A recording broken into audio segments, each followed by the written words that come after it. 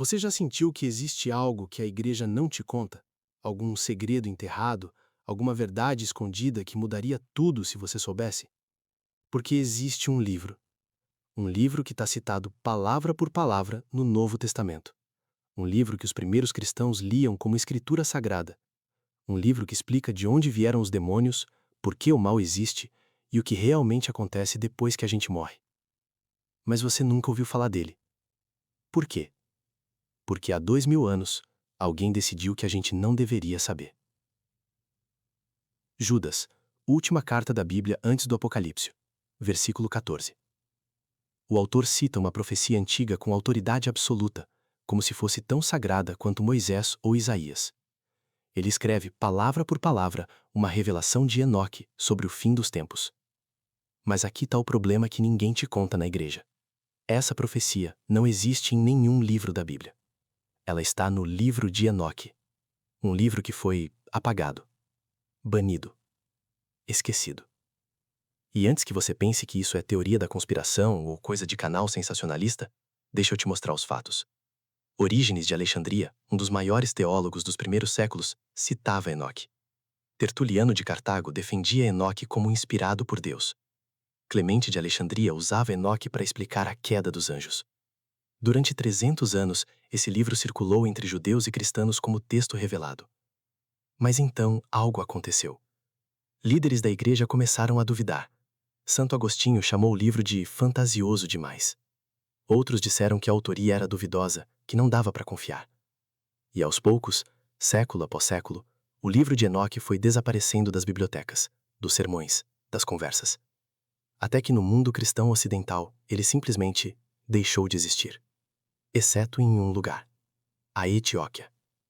Isolada do resto do mundo cristão por montanhas e desertos, a Igreja Ortodoxa Etíope fez algo que ninguém mais fez. Eles mantiveram o livro de Enoque na Bíblia, até hoje. Para eles, Enoque tem a mesma autoridade que Gênesis, que os Salmos, que o Evangelho de João. E quando estudiosos europeus finalmente conseguiram acesso aos manuscritos etíopes no século XIX, eles ficaram chocados. O livro estava completo, preservado, e dizia coisas que nenhum outro texto bíblico dizia. Mas a grande virada aconteceu em 1947. Manuscritos do Mar Morto.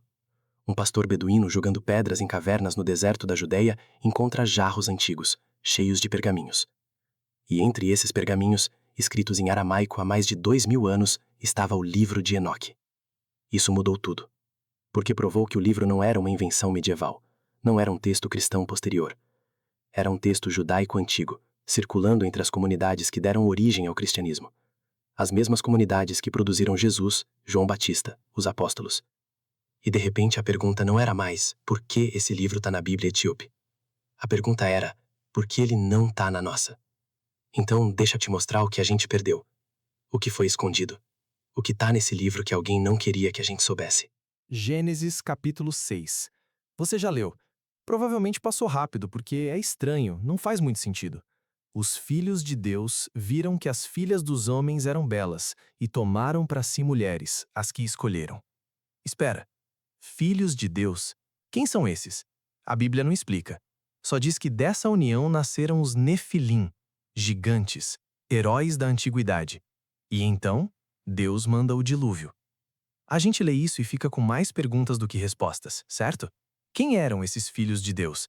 Por que eles se misturaram com humanos? De onde vieram esses gigantes? E qual a conexão disso com o dilúvio? Sabe aquela sensação quando você lê a Bíblia e sente que está faltando um pedaço da história? Como se alguém tivesse arrancado páginas do livro e te deixado só com os fragmentos? É exatamente isso. Porque a história completa está no livro de Enoque. E ela é muito mais perturbadora do que você imagina. 200 anjos, não um ou dois, 200, liderados por Semiasa e Azazel. E eles não desceram à terra por acidente ou impulso, eles fizeram um pacto. O texto diz que eles se reuniram no Monte Hermon, e ali eles juraram entre si. Juraram que iriam juntos, que nenhum desistiria, que todos compartilhariam a culpa. Por quê? Porque eles sabiam exatamente o que estavam prestes a fazer. Uma rebelião cósmica. Uma violação das leis da criação. Eles desceram e tomaram mulheres humanas como esposas, e essas mulheres engravidaram. Mas o que nasceu delas não era humano, não era anjo, era algo entre os dois. Gigantes, Nefilim. O texto diz que eles tinham 3.000 côvados de altura. Isso dá mais de 1.000 metros. Provavelmente uma hipérbole, mas o ponto é claro. Eram monstruosos. E eles começaram a devorar tudo. Primeiro, toda a colheita, toda a comida que os humanos tinham plantado. Depois, os animais. Todos os animais. Puros, impuros, não importava. E quando não havia mais nada para comer, eles começaram a devorar os humanos. E, finalmente, uns aos outros. Canibalismo entre gigantes. Caos absoluto cobrindo a terra.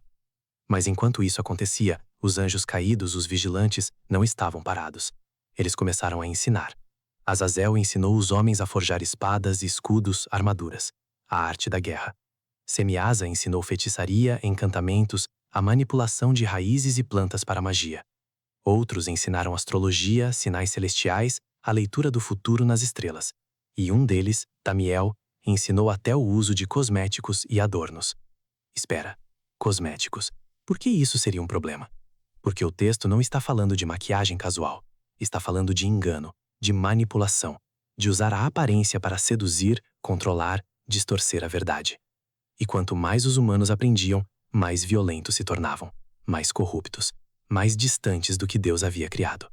Até que a terra estava irreconhecível, e os gritos das vítimas dos gigantes subiram até o céu. E Deus olhou para aquele caos e disse: chega.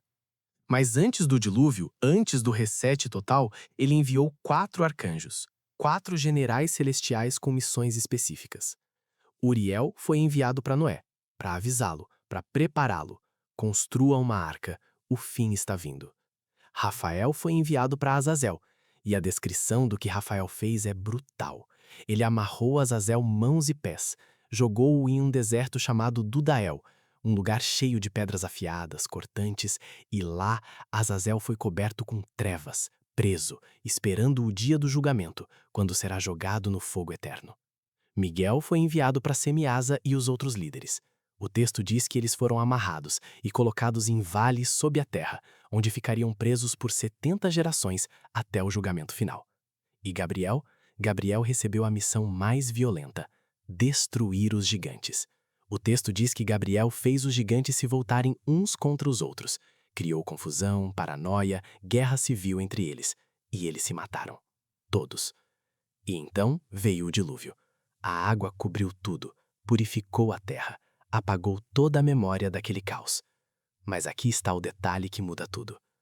Os gigantes morreram, mas seus espíritos não.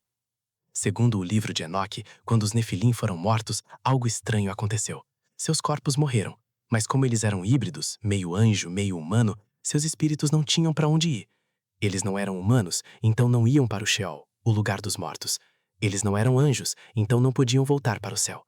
Eles ficaram presos, vagando pela terra, sem corpo, sem descanso, cheios de raiva, de fome, de violência. E esses espíritos são os demônios. Essa é a origem. É por isso que demônios querem possuir corpos, porque eles perderam os seus. É por isso que eles causam destruição, doença, caos, porque é tudo que eles conhecem. E de repente, um monte de coisas no Novo Testamento começam a fazer sentido, não é? Quando Jesus expulsa demônios e eles imploram para não serem mandados para o abismo. Quando Paulo fala sobre principados e potestades nas regiões celestiais. Quando Pedro menciona anjos que pecaram e foram lançados no Tártaro, presos em cadeias de escuridão. Eles não estão inventando isso. Eles estão se referindo a essa história, a história que só está completa no livro de Enoque. Mas Enoque não estava na terra quando o dilúvio veio. Ele já tinha sido levado, arrebatado vivo para os céus. E o que ele viu lá, isso vai mudar completamente sua visão sobre vida após a morte. Enoque foi levado pelos anjos em uma jornada. Não era um céu único, pacífico, com todo mundo tocando harpa. Eram múltiplos níveis, câmaras, regiões específicas. Ele viu o trono de Deus, tão brilhante que até os serafins cobriam seus rostos. Ele viu anjos incontáveis, organizados em hierarquias militares. E então, ele foi levado para um lugar que ninguém fala na igreja. As câmaras dos mortos. 4 câmaras. A primeira era para os justos, brilhante, pacífica, uma fonte de água viva no centro, almas esperando em alegria pela ressurreição. Mas as outras 3, escuridão, gritos, tormento. A segunda era para aqueles que morreram de forma violenta, sem ter recebido justiça na terra. Eles clamam por vingança. A terceira era para os pecadores comuns, sofrimento, mas não eterno. E a quarta câmara era para os ricos que oprimiram os pobres, para aqueles que acumularam fortuna através de injustiça. E o texto diz claramente: eles sofrerão eternamente, sem alívio, sem segunda chance. Essa descrição, essa geografia do pós-vida, com níveis diferentes de tormento, está escrita 800 anos antes de Cristo, e é quase idêntica ao conceito cristão de inferno que viria depois. Dante, 13 séculos mais tarde, usaria exatamente essa estrutura em A Divina Comédia. Mas a origem está aqui. Mas a parte mais controversa do livro de Enoque não é sobre anjos caídos, ou gigantes, ou inferno. É sobre uma figura chamada o eleito. O livro das parábolas, a segunda parte de Enoque, descreve alguém que vai julgar o mundo. Alguém chamado de o Filho do Homem, o justo, o ungido. E a descrição é perturbadora, porque parece Jesus. Ele existia antes da criação. Ele está ao lado de Deus desde o princípio. Ele tem autoridade para julgar anjos e humanos. Ele vai derrotar os poderosos e estabelecer um reino eterno de justiça. Alguns estudiosos até argumentam que essa parte foi escrita por cristãos depois, não por judeus, que foi um acréscimo posterior tentando cristianizar o texto. Mas não há evidência real disso. E aqui está a bomba. No final do livro das parábolas, Deus vem até Enoque e diz: você é aquele filho do homem. Não Jesus, Enoque. O humano arrebatado é elevado a corregente do universo, juiz ao lado de Deus. E é fácil ver por que isso foi um problema. Porque se Enoque pode ser o filho do homem, se um humano pode ser elevado a essa posição, isso não enfraquece a unicidade de Cristo. Essa é provavelmente a principal razão pela qual o livro foi banido.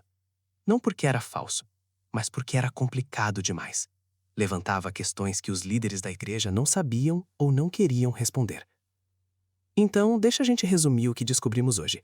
Existe um livro citado no Novo Testamento, usado pelos primeiros cristãos, preservado em cavernas do deserto por 2000 anos.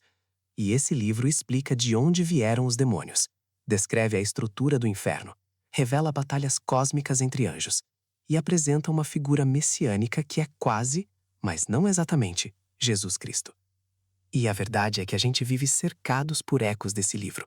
Toda vez que alguém fala de anjos caídos, de demônios, de batalha espiritual, de julgamento final, eles estão repetindo ideias que vieram de Enoque. Mas a maioria das pessoas nem sabe, porque alguém, há muito tempo, decidiu que a gente não precisava saber. Mas agora você sabe. E a pergunta que fica é: o que mais foi escondido?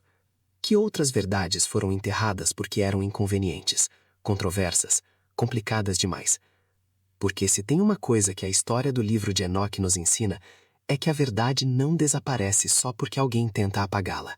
Ela espera, escondida em cavernas, preservada em lugares esquecidos, até que alguém, finalmente, a encontra de novo. E quando isso acontece, tudo muda.